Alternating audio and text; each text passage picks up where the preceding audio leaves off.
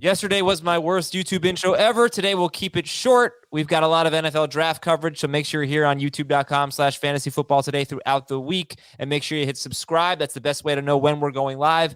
And hit the like button on the video, and let's do it. What's going on, everybody? Welcome to the show. We've got a Wednesday mailbag, and we've got 3 more episodes coming out this week, just reaction to the NFL draft Thursday night, Friday night, and at some point on Saturday. That's to be determined, but we will be giving you our instant reaction to the NFL draft as it unfolds, and we are very, very excited, and we can't wait. But a little bit of a fantasy wet blanket yesterday. Melvin Gordon back to the Broncos, so that is going to be – sorry, Melvin Gordon.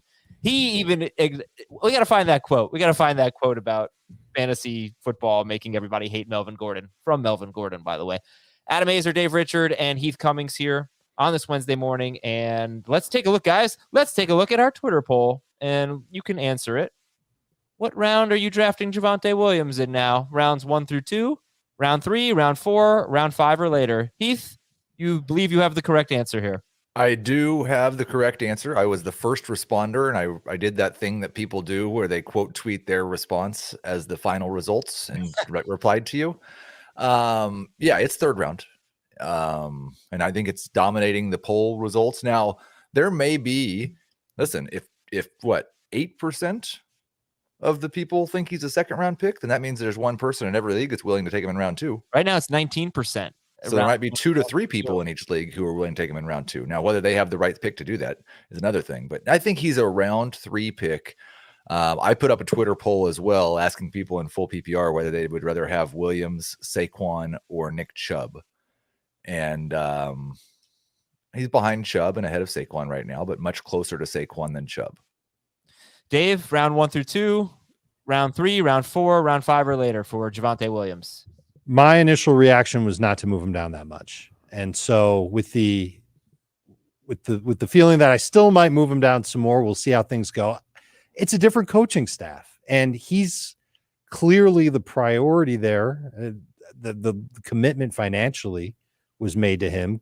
They could cut Melvin if he comes to camp and they just go, there's no point to having him. They could trade him if a team needs a running back badly enough. And I looked over the history of Nathaniel Hackett as a play caller. There's only been one time when he's actually been calling the plays where a running back has been able to put together a lot of 20-plus touch games. And that was when he had Leonard Fournette and really no one else in Jacksonville. And then he wore Fournette out. He was hurt by his second season. I think if Hackett believes that Javonte Williams is just an absolute monster, he could wear him out. He could give him plenty of games with 18-plus touches. And I'm kind of leaning toward that happening. And I'm starting to get the feeling that Javonte Williams could end up being a good fantasy bargain if you're getting him in round 3, because it's a different coaching staff from last year. I can't believe if they're going to do this 50-50 shtick all over again. And eventually, I'm rather confident that eventually Melvin Gordon's going to fall off. Javonte will be there to step up. That's somebody who I wouldn't mind having in round 2. Okay. I'm really going to great efforts to not be a jerk on the podcast as much as I used to be, but I have to stand up for Melvin Gordon here. Go ahead. Give it to me. Come on. In the history of signings that we've discussed on this podcast, has there ever been a time when a guy was signed one evening and the next morning we were speculated he might be cut when he gets to training camp? Yes. We don't know. Do we know the specifics? It's happened before on the podcast. Do we know the specifics of the contract yet? How much it is guaranteed? No idea. Yeah. No, I think, yes, I feel like maybe LaShawn McCoy, but something like that when there's been a lot of depth, but not in a situation like this. Unless they draft a running back, I don't see how we could possibly think that they're cutting Melvin Gordon. I think it's like, I don't think now to go like something else Dave said. Can't I just speak it into existence, please? 100% Everybody's rooting for Dave, that Melvin Gordon at 29 years old, it should be no surprise to anyone at all if he suffers an injury or if he falls off. But in fairness to Melvin Gordon, I think it's important to recognize that he showed absolutely no signs of that last year. He averaged 4.5 yards per carry, 4.6 over the last 5 games of the season. I tweeted this out earlier. Javonte Williams had that monster game in week 13. Melvin Gordon came back the next week And for the final 5 weeks of the season, after Javonte Williams' monster performance, Gordon saw more carries per game than Williams. They were almost tied in targets. Williams saw a couple more than Gordon. And Gordon averaged like 15 more yards per game than Javonte Williams. He was far more efficient down the stretch than Javonte Williams was in the same offense. So coaching staff. I wasn't a dumb coaching staff. Melvin Gordon was better than Javonte Williams in the final month of the season last year. It would have been dumb to continue giving it to Javonte Williams. They did a nice job taking work off of Javonte Williams so that he can eventually break out. What round are you taking Melvin Gordon in, Heath? That one's more difficult because he came out around RB 36 in my projections. But I think you kind of like the argument I've made for Kareem Hunt in the past in that role. He is probably a Javonte Williams injury away from being a top 12 running back again. Gordon is. Sure. And so I would understand drafting him ahead of where the projections would say you should, but I would say he's going to be somewhere in the round 6-ish range. You said he was better than Javonte Williams down the stretch. I think if you look at the entire season, it's pretty remarkable how evenly matched they were. Almost. Yeah, it was almost 50-50. Same amount of, well, not just the touches, but same amount of carries. I think they were separated by 15 rushing yards, pretty similar yards per, almost identical yards per carry. They had the same amount of carries inside the 10. They had the same amount of carries inside the 5. And if you're wondering, there was the one game that Gordon didn't play. Javonte had 1 carry inside the 10 and none inside the 5. So even if you take that game out, basically the same amount of carries inside the 10 and inside the 5-yard line. Gordon was a lot more successful in those scenarios. I've studied that stat year after year, and it is not predictive. So I don't think that means that Gordon would necessarily be more successful there this year. Looking at the advanced stats, they're fairly similar there. I think Javonte Williams did come out a little bit higher in some of the True Media and PFF advanced stats, but in terms of percentage of 5+ yard carries, percentage of 12+ yard carries, they were basically back to back. So Gordon really did have a very good year. You have to wonder why nobody, I don't know if I should say nobody wanted him, but why there wasn't a market for him. He is 29. And I did notice that DeMarco Murray and LaShawn McCoy, age 29, that's when it got bad. That was and age 28 was great for both of them. And then age 29 was not even close.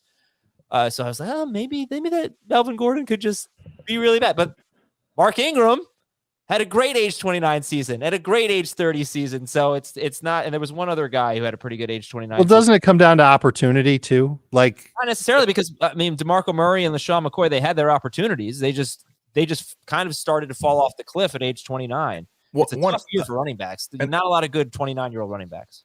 I want to agree with Dave again, but just kind of show, I think, the range. Because I do think Javonte Williams is going to get a larger percentage of the work this year than he did last year. That's what I'm projecting. So. I do think that he will be more productive on a fantasy points per game basis this year than he was last year. But there's a pretty big gap from what he was last year to getting into the top 12 discussion. He was RB 27 per game last year, basically tied with Rashad Penny and Chase Edmonds, behind Melvin Gordon. And that includes the game where Gordon didn't play. He was obviously significantly worse if you take that game out. So he can improve quite a bit, a couple fantasy points per game, and still be a mid-range number 2 running back.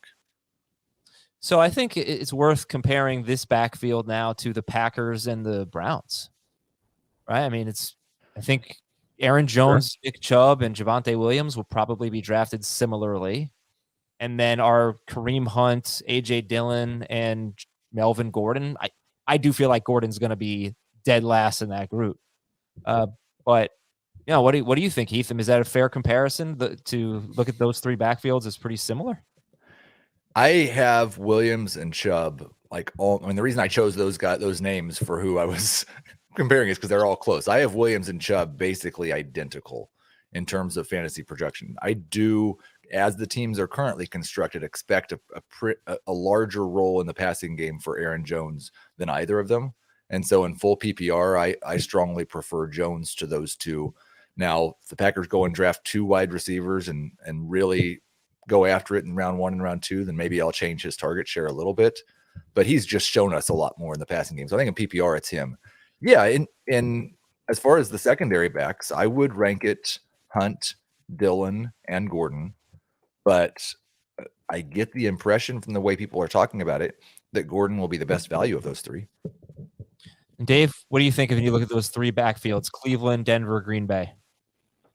I think Javante's got the most upside. I'm not going to back down from this. I think that he's got a lot more room to grow statistically than what we had last year from him. He talked about where he could improve his per game basis and be a mid-range RB2. He could still be a top 10 running back. One of the things that will slow me down on Javonte, it's not Melvin Gordon, it's Russell Wilson. We can't talk about, last year's coaching staff, it's a completely different staff, without talking about what this year's coaching staff is going to do. We all think that they're going to let Russ do his thing and put up the type of passing attempt numbers that Seattle may not have let Russ do in the first place. That means fewer rushes for everybody in Denver. So that could hurt both guys, both Javonte and Melvin Gordon. But I think Javonte I think he's got way more upside. I'm not ready to draft. I'm ready to take Chubb ahead of Javonte in non-PPR. But if catches count, I think I'd rather have Javonte. And I think that Aaron Jones comes very close to those 2 guys. But I'm worried about what it's still an incomplete on what this offense is going to look like in Green Bay. And do they really try and run it a lot with Jones and Dillon and limit Aaron Rodgers? That sounds ridiculous. Yeah. All right. So Heath, you didn't go ahead. Yeah, you fired up. I just don't like Heath's ready to slap me. Javonte 100% has a lot more upside over what he was than those guys do. I would agree with that. He has much more room for growth to be better than he was last year. But I don't understand how Javonte Williams could have more upside than Aaron Jones. Aaron Jones has been a perennial top 12 running back last year, which I think probably on a per game basis was his worst in the last 3 because he only scored 4 rushing touchdowns. He was 25% better than Javonte Williams. Sure. And last year was not Aaron Jones' upside. Last year was kind of his floor over the last 3 years. Okay, so I would say that if you wanted to make the case that Javonte Williams has the most upside, you would say your case would be there's basically no way A.J. Dillon doesn't have a significant role, and you're much more convinced that Melvin Gordon might just have a very complimentary role, not a very small complimentary role, not significant. I'm just saying, I'm not saying I believe this. No, right. And you're making that case. You think that the A.J. Dillon's role is significantly bigger than Melvin Gordon's this year. And that could be the case if Melvin Gordon falls off. But I think it's worthwhile just to say this out loud. Despite the size of A.J. Dillon's quads, we have seen no evidence that he is a better NFL running back than Melvin Gordon. He's done nothing to say that he's a better NFL running back than Melvin Gordon. Yeah, right. I guess so. But what is? But your gut tells you that if you had a bet on one guy this year, you'd take A.J. Dillon over Melvin Gordon, wouldn't you? It's certainly more fun to think about what the young guy could be.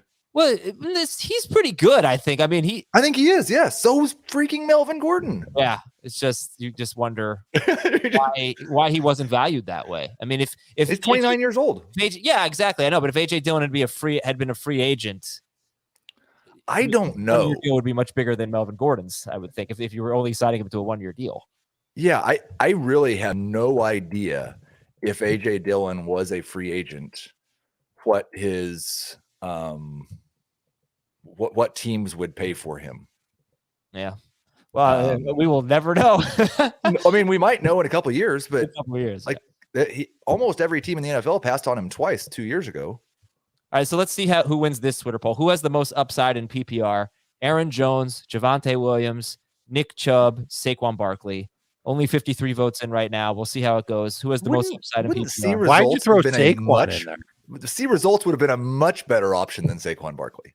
I don't think so. I mean, Saquon Barkley has the backfield to himself. I took 3 tandems and Barkley. They're all going to be drafted in the same range. This was a brilliant Twitter poll. It was actually a really terrible Twitter poll until I put Saquon Barkley in there. was the best thing I've done all morning, including the delicious oatmeal that I made. would believe it's the best thing you've done all morning. I would disagree with everything else you said about it. I've done a lot. Thank you very much. Okay, so we are giving away a spot in the 2022 Listeners League. To win, fill out the form in the episode description with your prediction of the top 10 picks of the NFL draft. You don't have to tell us the team, just the name of the player and which pick that player will be selected with. Whoever is closest to the exact order gets the spot. Remember, the link is in the episode description. Entries close Thursday night at 8 p.m. You can take your time, but get those in before 8 p.m. on Thursday and spell the names correctly, or you will not be rewarded. Other news and notes. By the way, today's a mailbag. Emails, tweets, and Apple Podcast questions. News and notes. Darren Waller will not be traded, according to ESPN's Jeremy Fowler. Carolina, this one, I mean, I read the article, and I couldn't believe it. Carolina does not consider Jimmy Garoppolo to be much of an upgrade from Sam Darnold, according to ESPN's David Newton. They have to say that. I do not consider the Panthers to be very good at evaluating quarterbacks. That better not be true. Philadelphia is open to fielding offers for Jalen Reagor, according to ESPN's Tim McManus. Like, don't you think the Panthers have to say things like that after they gave up what they gave up to get Darnold in the first place? I don't know. It doesn't matter because they've basically they've made it clear they're drafting a quarterback. So, right? Wasn't that the Panthers who said, like, at some point they will? Yes. Yeah. The Giants are unlikely to trade Kadarius Toney in the near future, according to NFL Network's Mike Garafolo. So it worked. They're they let it out. They aired the laundry in the media and said, well, we're going to trade him. He's not here. And then he showed up pretty quickly. Matt Rule has to have a 500 season this year, or he's not going to have a job anymore, right? 500. I think he's got to make the playoffs. Like 9-8 would probably get it done. Maybe 10-7. I don't know. You're not getting there with Sam Darnold. I'm going to do something I've done many years over the past, and I haven't had a chance to do it for a few months. Smoke a brisket. Cam Newton's their best chance to get there. Oh boy. He's certainly their most cost-effective option. They could use their draft capital on other positions. Kenny Pickett or Malik Willis are not going to save Matt Rule's job this year. I don't know if there is a saving of Matt Rule's job, which makes me wonder. Actually, makes me honestly believe 100% that he's not going to be the one making this pick, and that it's going to be the GM who's supposed to make the picks anyway, unless the coach is really good. He's going to be the one doing what's best for the franchise long term. They're not going to pick Kenny Pickett because Matt Rule wants him. They're going to pick Pickett because they think he's their guy long term. Same thing with Willis. I wonder why Baker Mayfield. What they really need to do is trade down. How does Baker Mayfield fit into this? Or Garoppolo, I suppose. I mean, look, if I were the Panthers, I would do what I was talking about yesterday. I would just tank for next year. So, right. Let Darnold be the quarterback. But, Mayfield and Garoppolo are certainly better options than Cam Newton, but they are obviously more expensive. Yep. Yeah. Okay. There's news that just came out. Oh, good. Yeah. The Jaguars have reached an agreement. This is according to Ian Rappaport. Reached an agreement in principle on a contract extension for Cam Robinson, their current left tackle. Mm-hmm. Which probably means they're not going to take an offensive tackle at 1. Why, though? If we think the Jets and Giants could both take offensive tackles, and the Texans for that matter, all three of them have left tackles needs. Sure. Right. They could, and all three of them are in the. So I don't think this changes anything for the Jaguars, right? I mean, they could still go with a tackle. I think the Jaguar. Yeah. Keith, go ahead. No, I just about to say the same thing. I think Dave was probably right. All the tea leaves. Well, nobody thinks they're going to take one anyway. Everybody thinks they're going to take Javon Walker. But I don't think having one good tackle precludes you from taking another, is what I'm saying. Because we don't think that it precludes the Texans, Jets, or Giants. Whether the Jets and Giants have a good time, whether the Jets specifically have a good tackle is unclear. But they do hopefully believe that in Mekhi Becton. All right. And Cam Robinson's not that great, right? He's not like a... Well, but they seem to think so if they're extending him. They think he's worth extending. I don't know. Well, we wait to see the contract details. How about the John Morant dunk last night, guys? Awesome. The jawbreaker. That was incredible. Yeah. God. It's the playoffs have been pretty fantastic. Well, says the guy whose team swept away the Brooklyn Nets. So I didn't even mention it yesterday because I knew Adam was probably hurting a little bit from watching his Nets lose. But Nets. But it was a fun series. I was just thinking, man, imagine someone watching only that series, and then you telling them that Kevin Durant's one of the best players in basketball. Yeah, it wasn't good. And Heath and I argued about who's better between Curry and Durant, I think, right?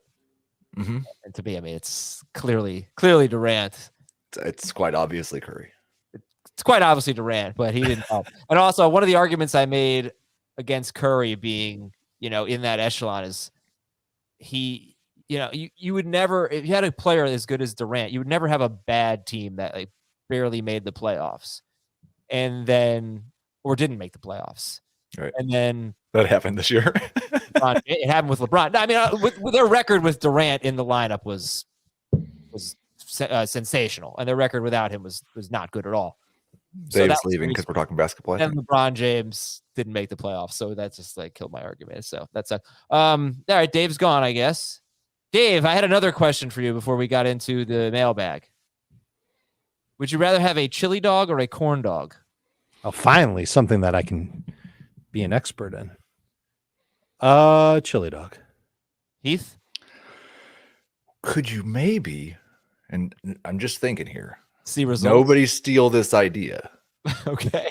Could we get a hot dog inside of a cornbread, like a corn dog, right? Yeah. But with a layer of chili between them? Ooh. What would we call it? I don't know. Maybe dip it in some angioplasty. Cheese. Dip it in some cheese. The Heath, we'll call it. Yeah, this is good. But you didn't answer. I would eat it. Chili dog. Absolutely. Okay. I would absolutely eat it. Yeah. Here are some Apple Podcast questions. You can always leave us a nice 5-star review with a question. This is from Adam from the City of Destiny. What do you suppose that is? The City of Destiny. Cleveland? Doesn't seem like it. That seems a little like a more optimistic title than I would expect for Cleveland. Tacoma, yes. Don't know a thing about Tacoma. I believe they may have had an indoor soccer team at one time. Sure. And I think it's got taco in its name. How bad of a city can it be? Actually, Tacoma is where they invented the chili dog, the corn dog with a layer of chili dipped in cheese. You're just one comma away from Tacoma. All right, dear Mikey Mouth, Data, and Brand. Goonies. Dynasty trade. He's never seen Goonies, I bet. Dynasty trade question. PPR league, 1 QB. Give up McCaffrey and pick 204. Get Marquise Brown, pick 102 and 202. I also have Michael Carter, J.K. Dobbins, Elijah Mitchell, and some backups. And looks like he has a decent receiving core. So it's a PPR league. He gives up Christian McCaffrey and pick 204. He gets Marquise Brown, pick 102, and pick 202. I always like to let Dave have the first say on these while I look at the trade chart and see what I think I should say. Right. I would imagine the trade chart will still have McCaffrey valued higher than Brown and 102. I would consider 102 to be either Breece Hall or Ken Walker. I like the idea of having a rookie running back plus Marquise Brown that gives you some really incredible depth at wide receiver and running back without necessarily having that star player. And you move up 2 spots from 204 to 202. If you're not willing to trust Christian McCaffrey anymore and you want to get out now, I think this is just barely enough to make it work. I've got it as a strong win. Dave forgot about my Marquise Brown love, I think. I've got it as a strong win for the 102 and Marquise Brown side. All right, next Apple Podcast question comes from Drew Ba. Dear Tommy, Arthur, Finn, and John, I do think Heath knows this one. Yeah. Tommy, Arthur, Finn, and John. Those are, what's the name of that show? It's going to drive me crazy now. It's a great, great show. The gangsters in, I believe it's is it Ireland? I thought Scotland? it was London. It was not London. They definitely are in London for a period of time. They Okay. fight in a variety of different places. Peaky Blinders. Peaky Blinders. Dang it. That's a great show. One of the leagues I'm in, the quarterbacks come off the board super early, like 2 or 3 in the first round this past year. By the late 4th or 5th round, there are only quarterback scraps left. Should I chase QB or just stick with the 5th or 6th round strategy and hope to stream well throughout the season? For reference, this league is PPR, 4-point per passing touchdown. When I've been in leagues like this, I never follow the crowd. I just wait till I get a good value at quarterback, and I almost always feel great about it every time. It's really dependent on how quickly and how aggressively they gobble up those secondary quarterbacks, I think. If it's a league where everybody else is carrying 2 all the time and some guys are carrying 3 sometimes, then I'd probably be more willing to follow the crowd. But as long as you think there's going to be 10 to 12 quarterbacks in the waiver wire each week, then that's good. I mean, I feel like these are the leagues where you can really have an edge after draft day. And then you still have that edge if you're streaming quarterback, because everybody else has a quarterback that they reach for. They're not going to want to give up on them. They're not going to go chase, someone that comes out of nowhere. Mac Jones comes out of nowhere and has a good first few weeks of the season. You're going to be one of the only few in the league that can go and get him. Well, but if you started Mac Jones all year last year, you were like 8 points worse than everybody else. No, I understand that Mac Jones isn't the best example from last year. I'm saying that what if he catches on a little bit more this year? Right. Or Belichick's on the plays now. They're going to throw the ball 80 times a game. Hey, if you're watching on YouTube, by the way, I will read your comments. We'll do Apple Podcasts, tweets, emails, and then YouTube at the end. I appreciate you being here. I see your questions. I will get to them, I promise. Also, I'm doing a Dynasty mailbag today, and I don't have enough questions on Twitter. So if you want to send us some Dynasty questions, I'll do that too. Cool. All right, but I think with this question, it's, I'm going to ask you guys, how many quarterbacks in your rankings, how deep in your rankings can you go and feel good about your starter? That's the most important thing here, right? I mean, if 18 quarterbacks come off the board in the first 4 or 5 rounds, then you need Yeah. I got you. 15. 15. I'm at 16. 16. Okay. I'm at 15, and I'm not including Lance, Fields, Winston, or Lawrence, those guys who could make the leap. I don't feel good about them as my definite starter. So I've got 15 guys besides them. All right, this is from Ben. Dear Dutch, Dylan, Blaine, Mac, and Billy. Come on, guys. Yeah, I know. If I'm not even, it's okay. Dave, you got to know this. Dutch, Dylan, Blaine, Mac, and Billy. Predator. Jeez. Oh. All right. 12-team, half PPR, 3 receivers, 1 flex. I'm the reigning champ. I'm looking to get younger while still competing, so grade the trade. Give up Devontae Adams and Rashad Penny. Get back Jerry Jeudy, Cam Akers, and pick 203 in this upcoming rookie draft. Devontae Adams and Rashad Penny for Jeudy, Akers, and pick 203. You'll accomplish your goal of getting younger. And I definitely, it's a 12-team league, so we're talking about pick 15 overall in the rookie draft coming in. Should still be able to get a good, in quotes, good receiver or running back there. I don't think I'm ready to do it yet, because I think Devontae could have a really good year. If Jeudy has a huge season, then it'll look great. Yeah, that's going to look bad. Or Akers, or if Akers has a huge season. Yeah. What do you think? Yeah, I would do it. I would take Akers and Jeudy over Adams and Penny. So the 203 is just kind of a cherry on top. Okay. I guess I'm just a little scared about Akers not being what he once was, and Jeudy not ever being what I thought he'd be. Let's take a quick break on fantasy football today. We still have your emails, your tweets, and your YouTube comments to get to, and updating the Twitter polls right after this on FFT. Welcome back to the show. We are a day away from the NFL draft. We are very excited. Let's take a look at the Twitter polls here that we talked about earlier today. Now that Melvin Gordon is back with the Broncos, when are you drafting Javonte Williams in a 12-team league? We're up to 604 votes, and about 49% are on round 3. So, Are there still more people after round 3 than before? yes. That is shocking to me. I don't know. I don't think he's. I put round 1 or 2, but I could have easily just done round 2. I doubt anybody's taking him in round 1 now. Does that really shock you that more people would wait till round 4 or 5 than round 2? I don't think he's ever going to fall past round 3. Not in most leagues. I'm going to be shocked if he starts going in round 3. I really am. Who has the most upside in PPR? Aaron Jones, Javonte Williams, Nick Chubb, Saquon Barkley. Aaron Jones, 33%. Javonte, 26%. Barkley, 24%. Chubb, 17%. Okay. Great Twitter poll. Here are some tweets from Gregory Dollins. Who should I keep? Half PPR? No, sorry. Full PPR, half point per completion. Ooh. Patrick Mahomes, Austin Eckler, AJ Brown, Jerry Jeudy or Travis Etienne, and it is 3. You keep 3 here. So I'll eliminate Etienne. Mahomes, Eckler, AJ Brown, Jerry Jeudy, pick 3. Eckler and AJ Brown are the easies. Okay, so Dave is keeping Mahomes, Eckler, and Brown. Heath is keeping Eckler, Brown, and I think I'd keep Mahomes too. Yep.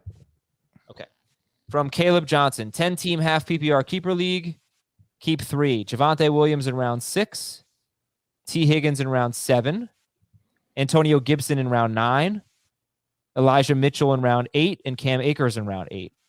Again, it's 10-team half PPR. Everybody's picks from round 6 through 9. Javonte Williams in round 6. T. Higgins round 7. Antonio Gibson in 9. Elijah Mitchell and Cam Akers are round 8 picks. Pick 3. Javonte's a must at round 6. What are you laughing at that for? You don't think he's a must in round 6? I was really struggling between Akers and Javonte. I think Antonio Gibson is. It really depends on what happens in the draft with Washington. I bet they don't draft somebody as good as Melvin Gordon. Okay. I hope they don't either, because I want to see Antonio Gibson roll. For now, it's Gibson with Williams, and I think I'd take Akers 3rd. Tough to throw back tough to throw back any of these guys. They all have great value, but pretty sure I would draft Akers ahead of Higgins and Mitchell. Yeah, I've got it Gibson, Mitchell, and I'll go Javonte as the 3rd one. Okay, from Chris Poll 75. Which pick is more valuable? Pick 106 this year or a random rookie 2023 first-round pick? So What type of league are we talking? I've been talking about this a lot the last couple of days. I would take 2023 first. Me too. With the asterisk that I don't really believe it's totally random. Like, I think you can look at this person's roster and you're probably not totally random. Like, if it's one of the real contenders in the league, then I'd take the 6th pick this year. But other than that, I'm taking. I would take the 6th pick this year if it's a 1 quarterback league and the first round pick is going to be, like Heath said, toward the back half, maybe the back 3rd of the first round next year. If it's a super flex league or a 2 QB league, I'm taking that first. I don't care where it is. Right. That draft next year is going to be deep and it's going to have a lot of good quarterbacks in it. All right, this is from Matt. If you're an all-in team with no picks next year, how valuable is a late rounder in this year's rookie draft? Sorry, I guess it's a late first rounder. Yeah. The example would be pick 109 this year, 1.9, or DeAndre Hopkins. This is exactly the kind of trade that both teams should be making. I agree. If you're a contender, go get Hopkins. If you're rebuilding, go get the 109. From Joe A. If Rodgers has Lazard and Amari Rodgers, why are they both being drafted after round 12 in dynasty startup leagues? Rodgers has a history of not targeting rookies, so even if they draft a wide receiver, you can't assume they'd outproduce Allen Lazard. Are you forgetting about Samuel Watkins? That's a guy who got signed and immediately was speculated that he wasn't going to get cut. Yes. And Randall Cobb? I think a lot of people Robert Tonyan immediately assume that a first round wide receiver is going to outproduce Allen Lazard. Maybe we're wrong, but that assumption is going to be made. But should we be paying more attention to Amari Rodgers and Allen Lazard in Dynasty? Yeah, Lazard should go before round 12 in a Dynasty, but I'm thinking it should be like round 10, not round 6 or something like that. And Amari Rodgers couldn't break out last year. And I don't know how much of a chance he'll get this year if the Packers are going to stack on more receivers. I don't know if Lazard's going to be – I don't know if Lazard's really been good. From week to week, he's been okay. But that's what he is in fantasy. I don't think he's ever going to develop into a solid starting fantasy receiver. Unless the Packers just blow past all the wideouts in this draft and they say, okay, Lazard's our wide receiver 1. In that case, then sure, maybe he's got a shot. Mm-hmm. I have them both back to back in my Dynasty wide receiver rankings. I'm part of the problem, apparently, because I've got them at wide receiver 71 and wide receiver 72. That would not be a pick in the first 10 rounds for either one. Do you have the rankings in front of you right now? I do. Can you name off the 5 names in front of Allen Lazard? Russell Gage. Agreed. KJ Osborne. I don't know. Tim Patrick. Jalen I don't know Reagor. yet. Brian Edwards. Okay. I would definitely take Lazard ahead of Edwards, and I think I would take him ahead of Reagor, and I love Jalen Reagor, but it just looks like it's not happening. Adam already talked about how they were going to possibly trade him. It's going to come down to what the Packers do in the draft, and frankly, what the Vikings do in the draft too, when it comes to Lazard versus Osborne. But Gage, I would take ahead of Allen Lazard. He's young. All right, let's finish up the tweets from Steve. Dynasty PPR. Should I pick a quarterback in this 2022 rookie class or stream 1 year with Brady or Rivers? I don't know why you included him, but let's just say Brady. Maybe he meant Rodgers. And pick a quarterback next year. Pick the quarterback next year. Yeah. From Root. Will/Can the Dolphins have 3 1,000-yard pass catchers this year? Tyreek Hill at 1,400, Jalen Waddle 1,200, Mike Gesicki 1,050 yards. Definite no. Yeah. No, not at all. From Jeffrey, where are we drafting Allen Robinson this year?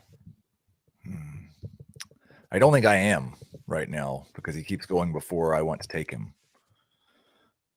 Where would you like to take him? Yeah, I need to pull that up because, like I said, there's never a time when he's the best wide receiver on the board for me. I'm ready to start thinking about him in late round 5. Ooh, I was thinking 6, 7. I think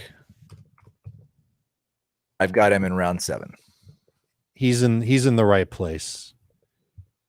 Okay. And this is a team in the Rams where I don't think they're going to add a receiver in the draft that's going to compromise the type of target upside that he has. I think he's got a shot at 120 targets. But my concern is, what if they bring back Beckham?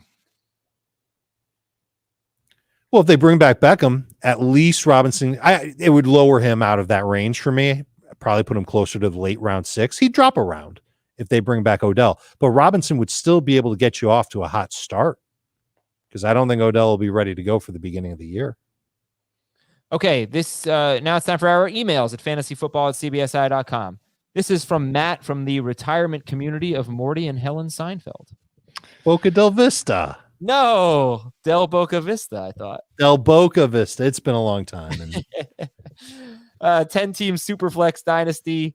I'm the definition of all in. I lost in the championship last year with a McCaffrey team. I'm now 0-6 in championship games in 10 years. Wow. Oh. This offseason, I traded for Mahomes, Kelsey, and Cup. And yesterday, I just traded away my final asset with virtually no picks this year. I traded the 109. I wonder if this is the same person. I traded the 109 for DeAndre Hopkins and the 207. Both guys' names are Matt. So, yes, I do believe this is the same guy, and that was a good trade. Okay, good job. This is from No Name or City, Dave. Help me out. It's going to be Jameson from St. Louis, Missouri. Oh, you didn't know? Hey, Hunter, Billy, Jesse, and X. Your ass better go, somebody. I said Elijah Moore was a big trade. Okay, every pick he has. All right, he said Elijah Moore and every pick he has this year, which is 2 first rounders, 107 and 110, plus 210 and 410.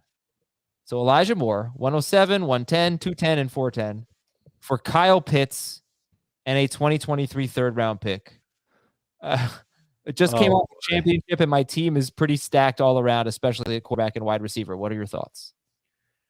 Well, it's good to be charitable and to give back. You know, it should fill your heart and make you feel good about yourself when you do charitable things like give away 2 first-round picks, a potential high upside receiver in Elijah Moore for Kyle Pitts and a third-round pick next year. I mean, it's kind. Mother Teresa would be proud.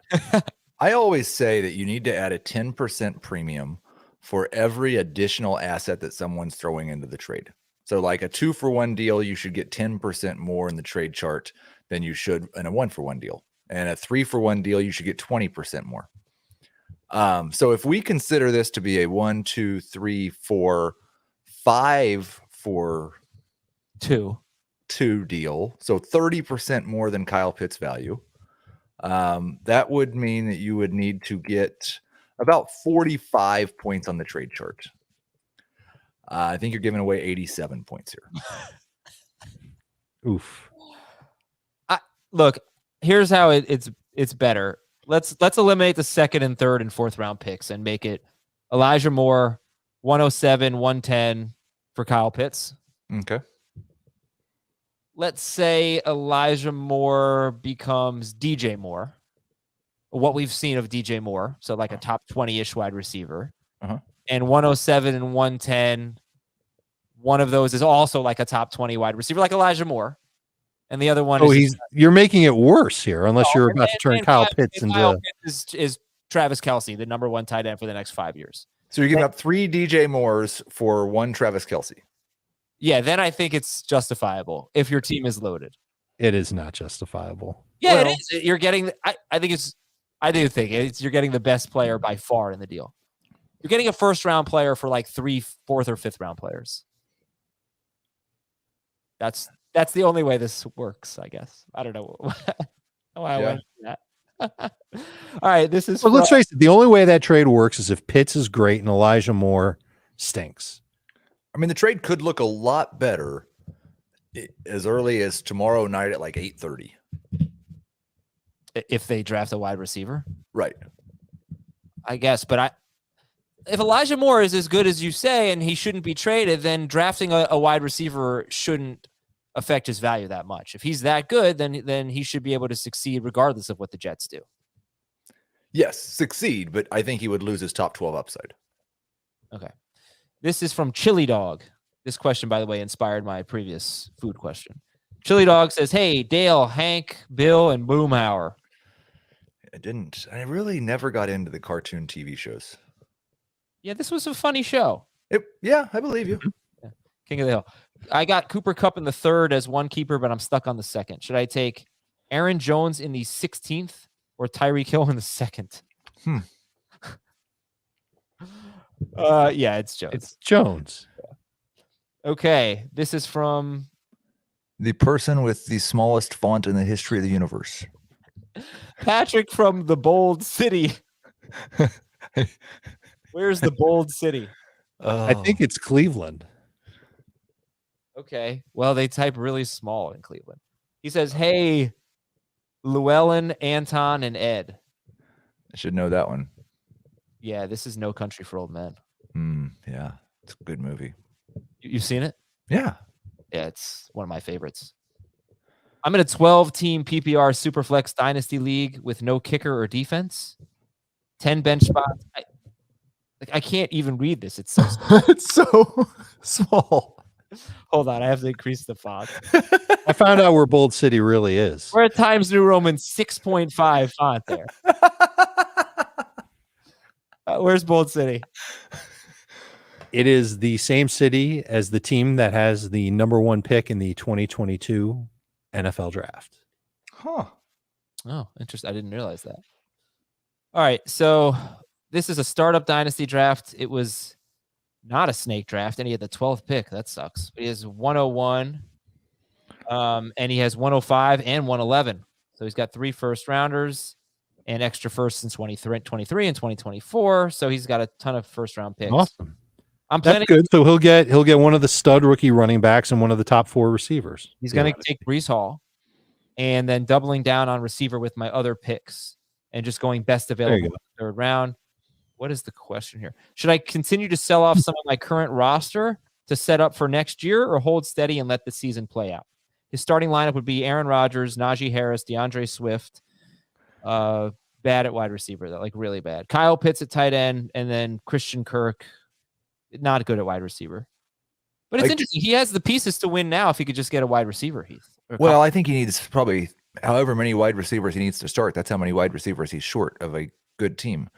And this is like probably a good time to reference. This is exactly the opposite of how I like to rebuild. I want the young wide receivers, and I'll figure out running back at the end. So it's an interesting spot that you're in. I would probably be trying, especially in the super flex league, you really ought to be able to get a haul for Aaron Rodgers.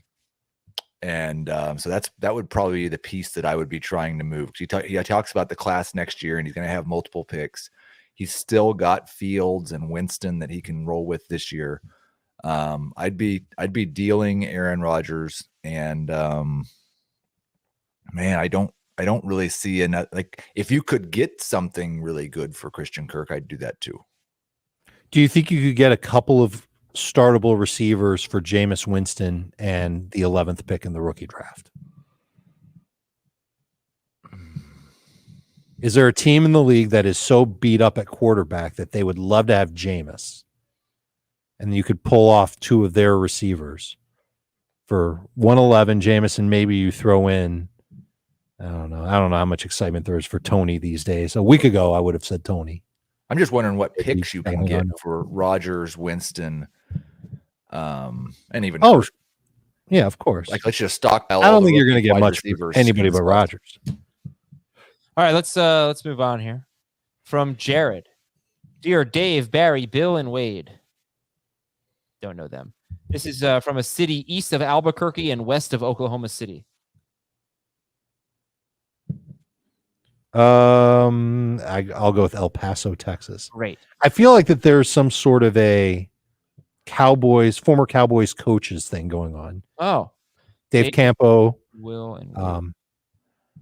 Bill Parcells, Wade Phillips, Barry Switzer. That's who I was. All right. I had the face. I didn't have the name. Keep one. Jonathan Taylor in round 2. T. Higgins in round 6. Javonte Williams in round 7. Jalen Waddle in round 9. Rashad Penny in round 16. Keep one? Yeah. Tough, huh? It's got to be one of the running backs. Not tough. I think it's Taylor. Yeah, it has to be Taylor, right? Yeah, even like I hate the fact that the round 2 is pick 11. Yeah, it's the first pick in round 2, but you're getting an edge. Yeah, I mean, I suppose. But do you think before the Melvin Gordon signing that Javonte Williams at pick 70 would have been your pick? My guess is I think I would have said wait until after the draft to make this decision. And if the Broncos only add a cursory running back on day 3, then you can make the case that Javonte Williams in round 7 is best. Does he say how long he can keep these guys for? I think it's just 1 year. Okay. If it's just 1 year, then it's Taylor. All right. This is from Pete in Hazlitt, which is apparently in New Jersey. I'm looking to rebuild. I've been offered in 2 separate deals. My Travis Etienne for pick 111 in the rookie draft, or my Derek Carr for a 2023 first round pick. I already have picks 104 and 110, by the way. And it's super flex. If you can handle losing Carr, you should make that trade for the first round pick. The host of the Locked On Falcons podcast says it is unfathomable that the Falcons could take a wide receiver at number 8. Interesting. Remember like 36 hours ago when Garrett Wilson was like penciled into the Falcons in everybody's drafts? It's been a wild week. I gave them Jameson Williams. I said, everybody, I feel like consensus is, well, if he didn't have the torn ACL, he'd be my number 1. So if you're a team that's not going to compete this year, just take the guy would be number 1. I've really been thinking, like, we've expected the Falcons to take probably a quarterback and a running back and a wide receiver, or at least 2 of the 3. If they don't use that 8th pick on a quarterback, a running back, or a wide receiver, man, that offense is going to be awful. They just need good players. Well, Heath, I'll say if they use that pick on a quarterback, it's still going to be bad. Of course. Yeah. Right? I mean, probably much from rookie quarterbacks to begin with, and this is a bad rookie class. So, yeah, I don't think it's going to transform their offense. Not this year. I mean, you could convince me that Malik Willis and Breece Hall could just turn them into a really good running team. How are they going to get? If they took Hall in the second round. Yeah. You meant with the first picks, but yeah, okay, that makes sense. All right, YouTube, thanks for hanging in there. If you already asked the question, please ask it again. I don't think I'm going to be able to scroll up and down in the chat.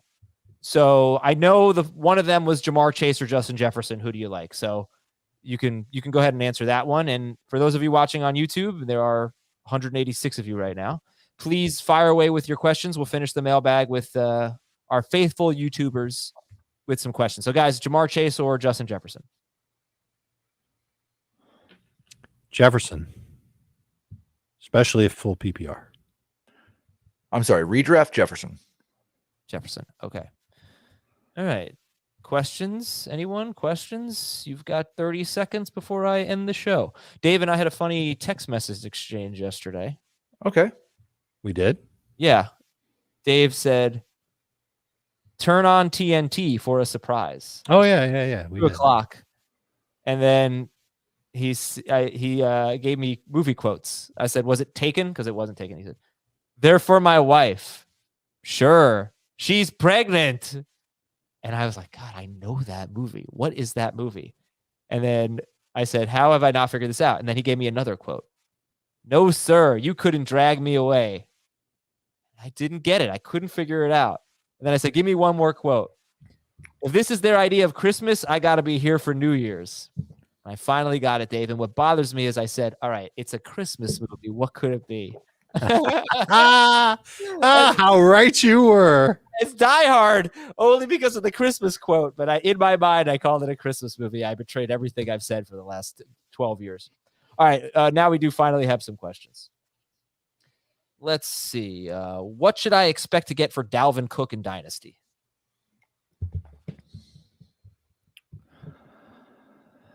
I mean, I think you should expect a first round pick and maybe a little more. Sure. You're not getting the 101 for him. At least not from me. You might be able to get the 101 and something else for him from an unsuspecting doofus. You should give him to the team that drafts James Cook at the rookie draft, so to unite them. Any word on Julio Jones? Might be the Vikings that take him. Maybe. Any word on Julio Jones landing spots from Jake? Ask after the draft. My guess is that team that misses on a receiver, a big receiver, will kick the tires on Julio then. Maybe he's the number 1 in Green Bay. I'd love that. That'd be so fun. But if they took Julio, if they draft somebody in the first round and then sign Julio, it would piss me off so much. I would bother me. Oh, you just draft the rookie over one of the 10 best receivers of all time. I don't know if I could do that. All right, that's a good hypothetical. Treylon Burks or Julio Jones? They're both on the Packers by next week. I don't know if you get points. I'm taking Burks. Weren't we just discussing like 20 minutes ago whether a rookie wide receiver would beat out Allen Lazard? Yeah. I'm going to take Julio. Oh, were we talking about that? We were.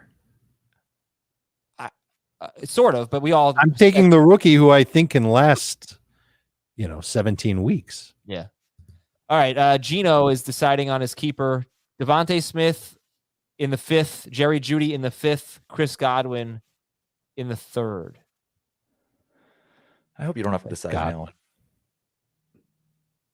I think he can he keep 2? How are you interpreting this? And that's a little and/or here. I'm deciding on my 1-year keeper, singular keeper. Right. Devontae Smith or Jeudy for a 5th and/or Godwin for a 3rd. All right, rank them. Godwin, Jeudy Smith. I think that's right, but I'd like to wait as long as possible and see how Godwin's health's doing. Okay. From John Smith, which side would you choose? A.J. Brown and pick 309? Or Cortland Sutton, pick 106 and 406 in Superflex tight end premium? Brown. Javonte from Phillip. Javonte in the 5th or Akers in the 14th? Akers. Yeah. I'm going to wait till the last minute to decide. If Akers has glowing reports, it's him. From Greg, Marquise Brown and a 2022 3rd-round pick or TJ Hawkinson? I'm pretty sure I have Marquise Brown. Yeah, I have him ahead of Hawkinson. I bet you do. Yeah. Yeah, I would have Hawkinson there. This is a silly question, but you're assuming this is a 3rd-round rookie pick? Yes. Yep. I mean, I was as well, just making sure. And let's read 1 or 2 more if we got it. A lot of cursing here in the chat. Come on, guys. Wow. Like about me? No. Or Dave? No, about football, I guess. Yeah, just I don't care. Say whatever the hell you want. From Natan, PBR keeper Dobbins in the 10th or Elijah Mitchell in the 10th? I think it's another one where we'd like to wait as long as possible to make that decision, Yes. but I'm going to hope it's Dobbins. I'm going to hope it's Dobbins too, but Mitchell's probably going to be where you land. Okay, Dan G says, read mine. Thanks, Dan. Please. Send it again, Dan. I can't find it, so through all this cursing here. Can't find your question. Oh, is Kelsey a 1st-round pick? There you go. He is not. I don't think so. Okay. Is he a top 20 pick? Yes. Is he a top 19 pick? Yes. Yeah, Okay. he is. All right, guys. Thank you very much. We appreciate it. All of your tweets, your emails, Apple Podcasts, your YouTube comments. You help make this show awesome. Very, very appreciative. Thank you so much. The next time we speak to you, we're going to have some rookies on teams. It's going to be awesome, unless there's breaking news, and we'll talk to you before that. But plan on something like midnight or 1 a.m. on Thursday/Friday morning. We'll recap round 1 for Dave and Heath. I'm Adam. Have a great day, everybody.